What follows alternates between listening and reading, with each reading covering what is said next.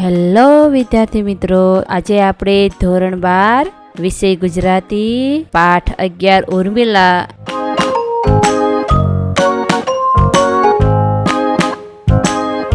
સ્વાધ્યાય પ્રશ્ન 1 નીચેના પ્રશ્નોના એક વાક્યમાં ઉત્તર લખો. સવાલ નંબર 1, ઉર્મિલા શા માટે બહાવરી બની છે?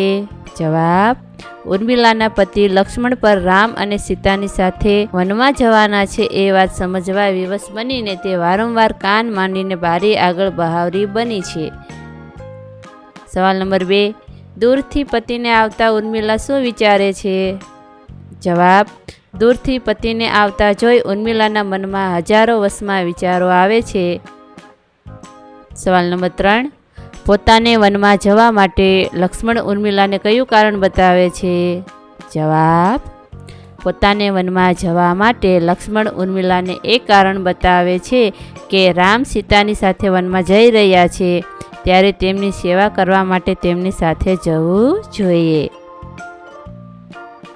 પ્રશ્ન નંબર 2, નીચેના પ્રશ્નોના 2-3 વાક્યમાં ઉત્તર લખો. સવાલ નંબર 1, વનમાં જવા અંગેની પતિની વાતની ઉર્મિલા પર શી અસર થાય છે? જવાબ: વનમાં જવા અંગેની પતિની વાત ઉર્મિલાને સાપે દંશ દીધો હોય તેવી લાગે છે. તેના રૂવાડે લોહી ફીક્કું પડી જાય છે, તેનું હૈયું ચીરાઈ જાય છે અને આંખો પહોળી થઈ જાય છે. તેના દેહનું પણ તેને ભાન રહેતું નથી અને કાષ્ટની પૂતળીની જેમ તે પતિની સામે સ્તબ્ધ બનીને ઊભી રહે છે. સવાલ નંબર 2, પતિની વાતનો ઉર્મિલાએ શો જવાબ આપ્યો? જવાબ: પતિની વાતનો જવાબ આપતા ઉર્મિલાએ કહ્યું, વહાલા, તમે અનુજના ધર્મનો વિચાર કરીને વનમાં જવા ઈચ્છો છો, ત્યારે આ સત્કાર્ય કરતાં તમને મારાથી કેમ રોકાય? તમારા દુઃખમાં હું કોઈ વધારો કરવા માગતી નથી. મનમાં તમને કંઈક કહેવાનું મન ઘણું થાય છે, તો પણ હું કાંઈ જ નહીં કહું. તમારી સાથે આવવાની હઠ કરીને તમને કષ્ટ નહીં આપું. તમારા શિરે ચિંતાનો ભાર વધારવો એ યોગ્ય ન ગણાય. એનાથી ઉત્તમ એ છે કે તમારો વિયોગ સહેતા ભલે હૈયું ચીરાઈ જાય. સવાલ નંબર 3, ધીરજવાન જણાયેલી ઉર્મિલા ક્યારે મૂર્છિત થઈ ગઈ? જવાબ: ઉર્મિલાની વિદાય લેતા પહેલાં લક્ષ્મણે તેને આલિંગન આપ્યું. તેની દ્રષ્ટિ સાથે દ્રષ્ટિ મેળવી પછી દીર્ઘ નિશ્વાસ નાખીને લક્ષ્મણ ત્યાંથી ચાલી નીકળે છે. લક્ષ્મણની પીઠ વળતા જ ધૈર્યની મૂર્તિ સમી ઉર્મિલા હાય કહીને મૂર્છા ખાઈને જમીન પર ઢળી પડી. પ્રશ્ન નંબર 3, નીચેના પ્રશ્નોના સવિસ્તાર ઉત્તર લખો. સવાલ નંબર 1, આ કાવ્યને આધારે ઉર્મિલાનું ચરિત્ર ચિત્રણ કરો. જવાબ: લક્ષ્મણ રામ સીતાની સાથે તેમની સેવામાં વનવાસ જવા નીકળે છે. રાજ સુખનો પરિત્યાગ કરી લક્ષ્મણ ઉર્મિલાની સંબંધી લેવા જાય છે. ઉર્મિલા દૂરથી તેના વહાલાને કંઈક વેગથી આવતા જુએ છે.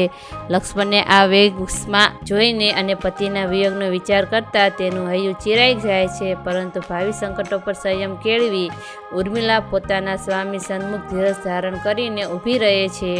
આ વાસ્તવિકતાને પચાવવી એટલી સહેલી નથી, પણ એક રાજવધુ તરીકે તે પરિસ્થિતિને સ્વીકારે છે અને લક્ષ્મણને તેના સત્કાર્યમાં સાથ આપે છે. ઉર્મિલાના હૈયે પોતાના દાંપત્ય સુખ કરતાં રાજકુટુંબનું હિત વધારે વસ્યું છે. ધાર્યું હોત તો તે પતિ લક્ષ્મણને વનમાં જતા રોકી શકી હોત. તે શા માટે વગર વાકે રાજમહેલમાં રહીને રામ સીતા લક્ષ્મણની જેમ 14 વર્ષ વનવાસ વેઠે? પણ લક્ષ્મણમાં જેટલો રાજધર્મ અને બંધુ પ્રેમ રહ્યો છે, તો એથી વિશે ધર્મે કાર્ય પ્રત્યેની ઉત્કટ ભાવના ઉર્મિલામાં છે.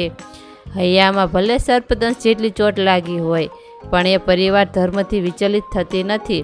સાચા અર્થમાં તે ત્યાગની મૂર્તિ છે. ન્યાય અન્યાયનો વિચાર કર્યા વગર સમર્પિત ભાવે લક્ષ્મણને એના કાર્યમાં સાથ આપે છે.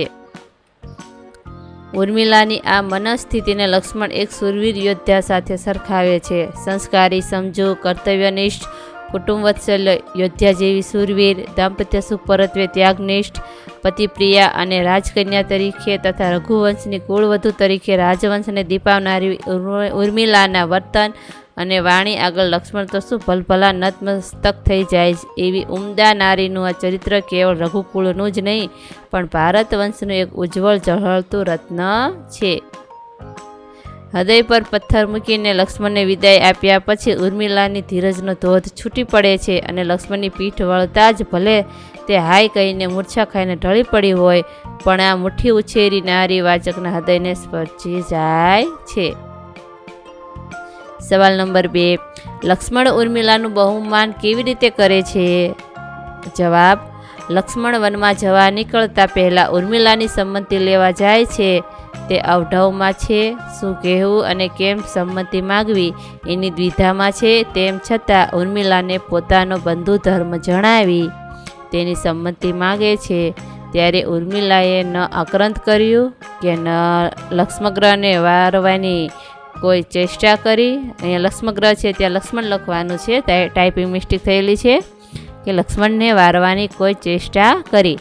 તેણે પોતાના ચહેરા પર સ્નેહ શોકની એક લકીર પણ ફરકવા ન દીધી. આ મનસ્થિતિ જોતા લક્ષ્મણ ઉર્મિલાને એક શૂરવીર યોદ્ધા સાથે સરખાવે છે. ઉર્મિલા લક્ષ્મણના શિરે ચિંતાભાર વધારવા માગતી નહોતી. તેમની સાથે વનમાં જવાની જીદ પકડતી નથી. એથી ઉત્તમ વિયોગ સહન કરતા હૈયું ભલે ચીરાઈ જાય એ એને માન્ય છે. લક્ષ્મણને માટે ઉર્મિલાના આ વર્તન અને રાણી અનપેક્ષિત હતા. અહીંયા રાણી છે ત્યાં વાણી લખવાનું છે, ટાઈપિંગ મિસ્ટેક થયેલી છે. તેના મુખેથી ઉર્મિલા માટે સંસાર સેવકોથી તું જુદી કેવી સુરતમાં આ પ્રશસ્તિના શબ્દો સરી પડે છે. લક્ષ્મણ ઉર્મિલાને સુરતમાં જા કહીને તેનું બહુમાન કરે છે. લક્ષ્મણને મનમાં ભય હતો કે ઉર્મિલા સીતાનો દાખલો આપીને સાથે આવવા તૈયાર થશે, પણ તેનો ડર ખોટો પડ્યો. એ જાણીને લક્ષ્મણે કહ્યું, દિવ્ય કો દેવી સિદ્ધ તું સર્વદા થઈ. ઉર્મિલા સ્વાર્થી નથી. તેણે તો સ્નેહના ચિત્તને શોભે એવી શાંતિ રાખી છે. થેન્ક યુ દોસ્તો. એજ્યુકટેકનો ચેનલ તરફથી વિડીયો નિહાળવા બદલ આપનો આભાર. આવા બીજા વિડીયોઝ નિહાળવા માટે અમારી યુટ્યુબ ચેનલ એજ્યુકટેકનો અત્યારે જ સબસ્ક્રાઇબ કરો. આભાર દોસ્તો.